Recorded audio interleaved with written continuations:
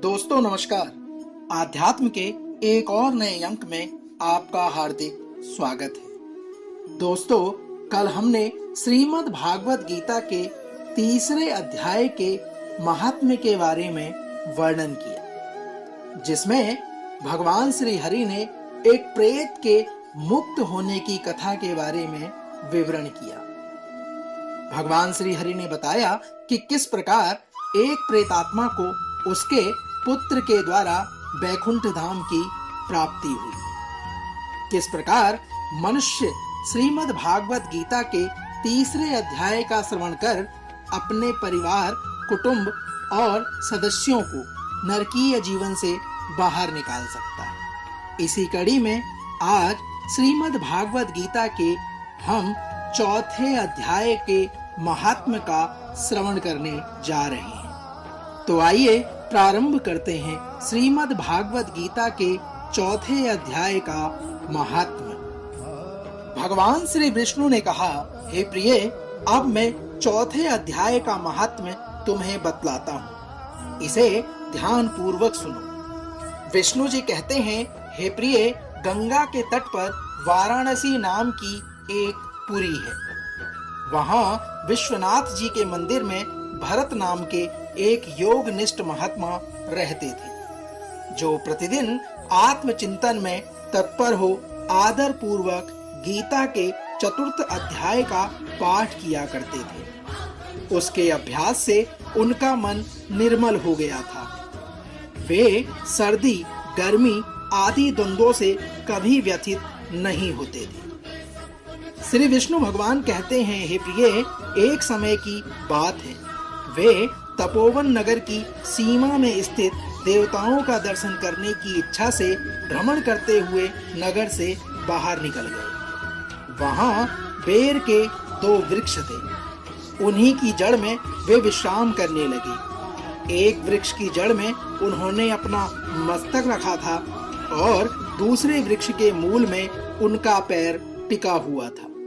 थोड़ी देर बाद जब वे तपस्वी चले गए, तब बेर के वो दोनों वृक्ष 5-6 दिन के भीतर ही सूख गए। उनमें पत्ते और डालियां भी नहीं रह गई। तत्पश्चात वे दोनों वृक्ष कहीं ब्राह्मण के पवित्र गृह में 2 कन्याओं के रूप में उत्पन्न हुए। हे देवी, वे दोनों कन्याएं जब बढ़कर 7 वर्ष की हो गई, तब एक दिन उन्होंने दूर देशों में घूमकर आते हुए भरत मुनि को देखा। उन्हें देखते ही वे दोनों उनके चरणों में गिर पड़ी और अपनी मीठी वाणी में मुनिवर से बोली, हे मुनि, आपकी कृपा से हम दोनों का उद्धार हुआ है।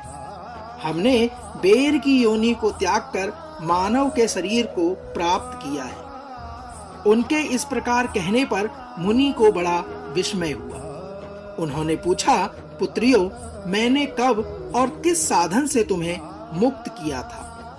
साथ ही यह भी बताओ कि तुम्हारे बेर होने का कारण क्या था, क्योंकि इस विषय में मुझे कुछ भी ज्ञात नहीं है। महात्मा से तब वे कन्याएं पहले उन्हें अपने बेर हो जाने का कारण बतलाती हुई बोली। कन्या बोली, हे मुनि, गोदावरी नदी के तट पर छिन्न पाप नाम का एक उत्तम तीर्थ है, जो मनुष्यों को पुण्य प्रदान करने वाला है।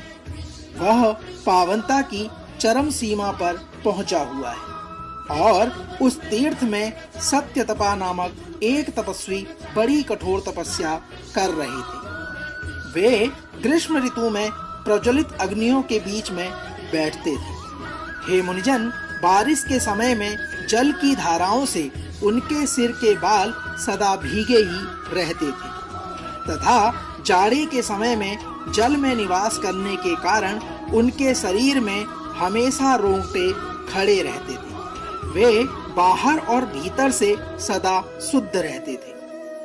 समय पर तपस्या करते तथा मन और इंद्रियों को संयम में रखते हुए परम शांति प्राप्त करके आत्मा में ही रमण करते थे। हे मुनिजन, वे अपनी विद्वता के द्वारा जैसा व्याख्यान करते थे, उसे सुनने के लिए साक्षात ब्रह्मा जी भी प्रतिदिन उनके पास उपस्थित होते थे।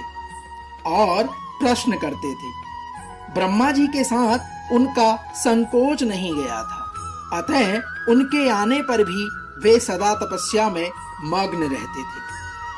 कन्या ने आगे कहा, हे मुनिजन, परमात्मा के ध्यान में निरंतर संलग्न रहने के कारण उनकी तपस्या सदा बढ़ती चली गई। सत्यता को जीवन मुक्त के समान मानकर इंद्र को अपनी समृद्धशाली पद के संबंध में कुछ भय हुआ। तब उन्होंने उनकी तपस्या में सैकड़ों विघ्न डालने आरंभ कर दिए। अप्सराओं के समुदाय से हम दोनों को बुलाकर इंद्र ने इस प्रकार आदेश दिया।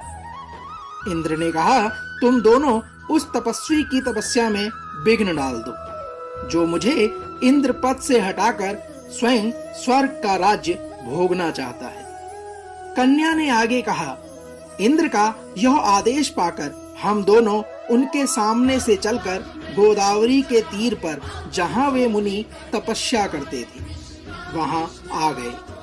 वहां मंद और गंभीर स्वर से बजते हुए मृदंग तथा मधुर वेणुनाद के साथ हम दोनों ने अन्य अप्सराओं सहित मधुर स्वर में गाना प्रारंभ कर दिया। इतना ही नहीं, उन योगी महात्मा को वश में करने के लिए हम लोग स्वर, ताल और लय के साथ नृत्य भी करने लगे। बीच बीच में जरा जरा सा अंचल खिसकने पर उन्हें हमारी छाती भी दिख जाती थी। हम दोनों की उन्मत्त गति काम भाव को जगाने वाली थी, किंतु हमारे इस भाव ने उस निर्विकार चित वाले महात्मा के मन में क्रोध का संचार कर दिया। तब उन्होंने हाथ से जल छोड़कर हमें क्रोध पूर्वक शाप दिया। उन्होंने कहा, अरे तुम दोनों गंगा जी के तट पर बेर के वृक्ष बन जाओ। कन्या ने आगे कहा, यह सुनकर हम लोगों ने बड़ी विनय के साथ कहा, हे महात्मन, हम दोनों पराधीन थी, अतः हमारे द्वारा जो दुष्कर्म बन गया है उसे आप क्षमा करें। यह कहकर हमने मुनिवर को प्रसन्न कर लिया। तब उन पवित्र चित वाले मुनि ने हमारे शाप उद्धार की अवधि निश्चित करते हुए कहा। महात्मा ने कहा कि भरत मुनि के आने तक ही तुम पर यह शाप लागू होगा, उसके बाद तुम लोगों का मृत्युलोक में जन्म होगा और पूर्व जन्म की स्मृति बनी रहेगी। कन्या ने कहा, जिस समय हम दोनों बेर वृक्ष के रूप में खड़ी थी, उस समय आपने हमारे समीप आकर श्रीमद् भागवत गीता के 4थे अध्याय का जप करते हुए हमारा उद्धार किया था, अतः हम आपको प्रणाम करती हैं। आपने केवल साप से ही नहीं, इस भयानक संसार से भी श्रीमद् भागवत गीता के 4th अध्याय के पाठ द्वारा हमें मुक्त कर दिया है। श्री भगवान कहते हैं, लक्ष्मी, उन दोनों के इस प्रकार कहने पर मुनि बहुत ही अधिक प्रसन्न हुए और उनसे पूजित हो विदा लेकर जैसे आए थे वैसे ही चले गए तथा वे कन्याएं भी बड़े आदर के साथ प्रतिदिन श्रीमद् भागवत गीता के 4th अध्याय का पाठ करने लगी, जिससे उनका उद्धार हो गया। दोस्तों, तो यह था श्रीमद् भागवत गीता के 4थे अध्याय का महत्व। कल श्रीमद् भागवत गीता के 5वें अध्याय के महत्व को लेकर और श्री भगवान विष्णु जी के मुखार बिंदु से निकली कथा के श्रवण के साथ एक बार पुनः आपसे होगी मुलाकात। तब तक जय श्री कृष्ण, राधे राधे।